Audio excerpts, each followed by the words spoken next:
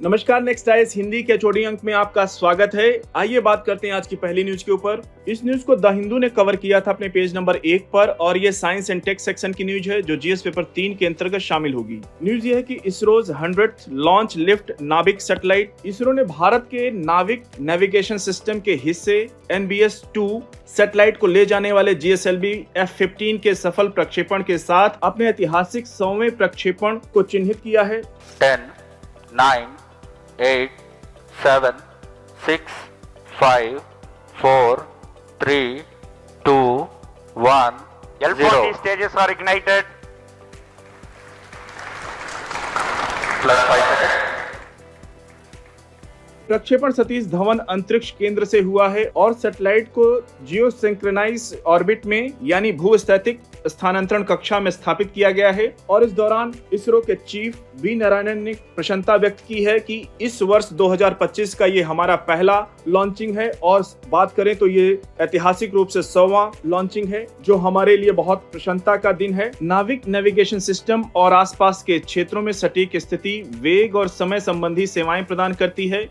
जैसा कि हम सब जानते हैं, IRNSS यानी Indian regional navigation satellite system देश के यूजर्स के साथ साथ देश की सीमा से 1500 किलोमीटर दूरी की सही वस्तु स्थिति की जानकारी प्राप्त कर सकता है। नाविक सैटेलाइट की नई पीढ़ी का हिस्सा है NBS-2 satellite. Advance atomic clock यानी उन्नत परमाणु घड़ियों और बढ़ी हुई सेवा कवरेज के साथ साथ प्रणाली की क्षमताओं को बढ़ाता है। इसरो ने अब तक 433 विदेशी उपग्रहों सहित 548 उपग्रहों को प्रक्षेपित किया है और अपने अंतरिक्ष कार्यक्रम का एक्सपेंड यानी विस्तार जारी रखा है। अब देखिए, इससे जुड़ा हुआ क्वेश्चन यूपीएससी 2018 में पूछा था। आइए दिखाते हैं आपको। ये यूपीएससी 2018 यहाँ 2018 होना चाहिए में ए सीरीज का क्वेश्चन नंबर 61 था।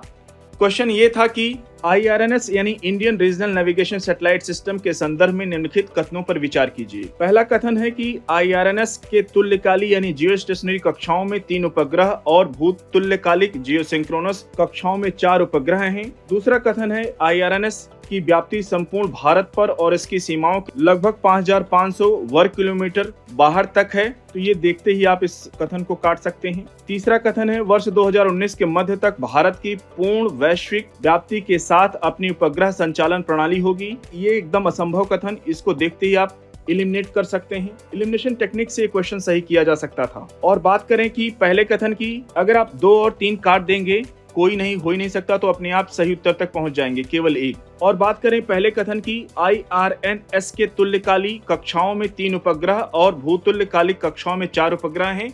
बिल्कुल सही बात है क्योंकि 3 जियो स्टेशनरी उपग्रह हैं जबकि 4 जियो सिंक्रोनस गतिमान प्रणाली में हैं, इसलिए पहला कथन सही हो जाएगा।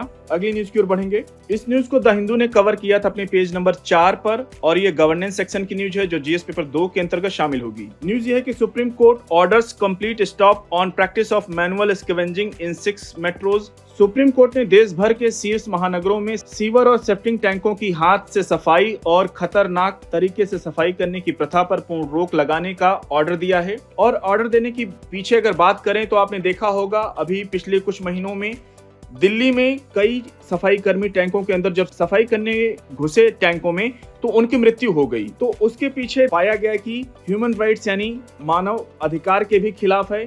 आइए बात करते हैं न्यूज के ऊपर। मैनुअल स्कैवेंजिंग यानी इसको हिंदी में अगर बात करें, मैनुअल स्कैवेंजिंग को मैला ढोने की प्रथा भी कहा जाता है। मैनुअल स्कैवेंजिंग सीवर या सेप्टिंग टैंक से ह्यूमन एक्सक्रीट यानी मानव मल को हाथ से हटाने की प्रथा है। भारत ने मैनुअल स्कैवेंजर के रूप में PEMSR यानी prohibition of employment of manual scavengers in their rehabilitation act 2013 यानी रोजगार के निषेध और उनके पुनर्वास अधिनियम 2013 के अंतर्गत इस प्रथा पर प्रतिबंध लगा दिया है। यह अधिनियम किसी भी व्यक्ति द्वारा मानव मल को हाथ से सफाई करने, उसको ले जाने या निपटान करने, निपटान का मतलब वहीं गड्ढा खोद करके उसको डाल दिया जाता है, या किसी अन्य तरीके से उसके निपटान तक संभालने पर प्रतिबंध लगाता है। वर्ष 2013 में मैनुअल स्कैवेंजर की परिभाषा को यानी डेफिनेशन को और व्यापक बनाया गया है, बढ़ाया गया है, जिसमें शामिल किया गया है सेप्टिंग टैंक को खाई या रेलवे ट्रैक साफ करने के लिए नियोजित लोग। अब हो सकता है यूपीएससी स्टेटमेंट फॉर्म में क्वेश्चन पूछ ले कि मैनुअल स्कैवेंजर यानी मैला ढोने की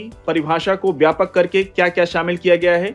उसमें 3-4 और डाल दे तो कंफ्यूज मत होइएगा। सेफ्टिंग टैंक, खाई या रेलवे ट्रैक हो सकता है। अधिनियम मैनुअल स्कैवेंजर को एक डिह्यूमनाइजिंग प्रैक्टिस यानी अमानवीय प्रथा के रूप में मान्यता देता है और मैनुअल स्कैवेंजर द्वारा झेले गए हिस्टोरिकल इनजस्टिस यानी ऐतिहासिक अन्याय और अपमान को समाप्त करने की आवश्यकता पर बल देता है। अब देखिए, यूपीएससी ने क्वेश्चन पूछा था वर्ष 2016 में इससे जुड़ा हुआ। इसका उत्तर आप लोग कृपया देने का प्रयास कीजिए कमेंट बॉक्स में। आइए दिखाते हैं आपको। वर्ष 2016 में ए सीरीज का क्वेश्चन नंबर 16 था। क्वेश्चन ये था कि एक राष्ट्रीय मुहिम राष्ट्रीय गरिमा अभियान चलाई गई है। एक मुहिम चलाई गई है राष्ट्रीय गरिमा। जहां पे गरिमा की बात आती है, डिग्निटी की बात आती है, तो आप इस क्वेश्चन को एलिमिनेट करके सही कर सकते थे। अगर इस तरह का क्वेश्चन फिर से पूछे तो आप लोग थोड़ा अपना कॉमन सेंस जरूर यूज करिएगा। देखिए, 4 ऑप्शन दिए गए हैं। ऑप्शन ए, आवासहीन और निराश्रित लोगों के पुनर्वासन और उन्हें उपयुक्त जीविकोपार्जन के सोर्स प्रदान करने के लिए। ऑप्शन बी, सेक्स वर्कर्स यानी यौन कर्मियों को उनके पेशे से मुक्त कराने और उन्हें जीविकोपार्जन के वैकल्पिक सोर्स प्रदान करने के लिए। ऑप्शन सी, मैला ढोने की प्रथा को समाप्त करने और मैला ढोने वाले कर्मियों के पुनर्वासन के लिए। ऑप्शन डी,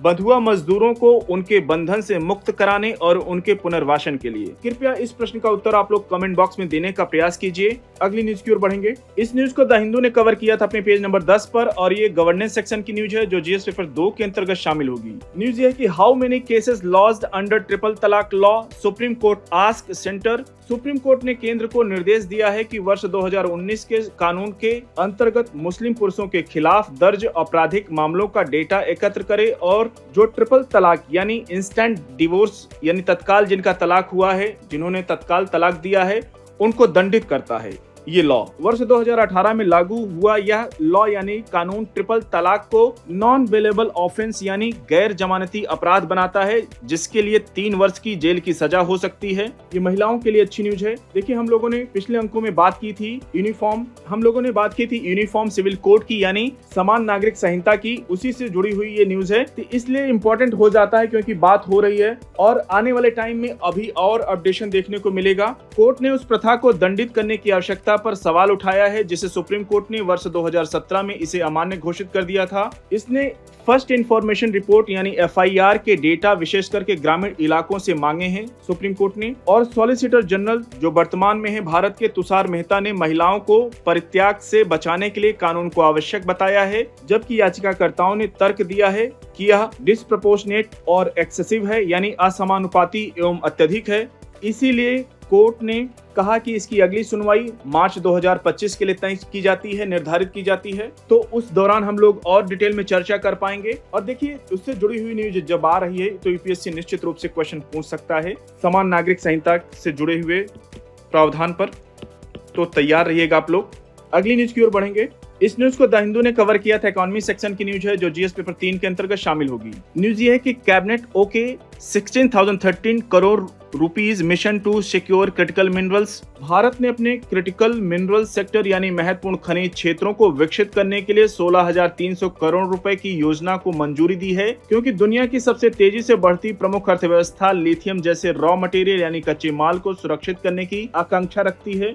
सरकार ने यह भी कहा कि उसे महत्वपूर्ण खनिजों में सार्वजनिक क्षेत्र से 18,000 करोड़ के अतिरिक्त इन्वेस्टमेंट यानी अतिरिक्त निवेश की उम्मीद है। मिशन देश के भीतर और इसके ऑफशोर एरिया यानी आप जानते हैं जो तटीय क्षेत्र के बाहर का एरिया होता है, उसमें कुछ एक्सप्लोरेशन होता है खनिजों से जुड़ा हुआ, तो उसको ऑफशोर एरिया बोलते हैं। में महत्वपूर्ण खनिजों की खोज को तेज करेगा। इसके अतिरिक्त मिशन महत्वपूर्ण खनिज अन्वेषण के लिए वित्तीय प्रोत्साहन प्रदान करेगा। यह फंडिंग भारत के लिथियम जैसे खनिजों के आयात पर निर्भरता को कम करने के प्रयासों को दर्शाती है, जो एनर्जी ट्रांजिशन टेक्नोलॉजी के लिए महत्वपूर्ण है। जैसा कि हम सब जानते हैं, भारत अभी लिथियम जैसे मिनरल के लिए आयात करता है। अब वो चाहता है कि हम खुद एक्सप्लोरेशन करें और उसको विदेशों में आयात ना करके हम निर्यात करें, एक्सपोर्ट करें। भारत अभी भी लिथियम प्रोसेसिंग टेक्नोलॉजी यानी लिथियम प्रसंस्करण टेक्नोलॉजी विकसित करने की प्रक्रिया में है। एक ऐसा क्षेत्र जिसका लीडर मुख्य रूप से चीन कर रहा है। अब आवश्यकता है भारत को भी इस दिशा में अपने प्रयास को तेज करने की आवश्यकता है,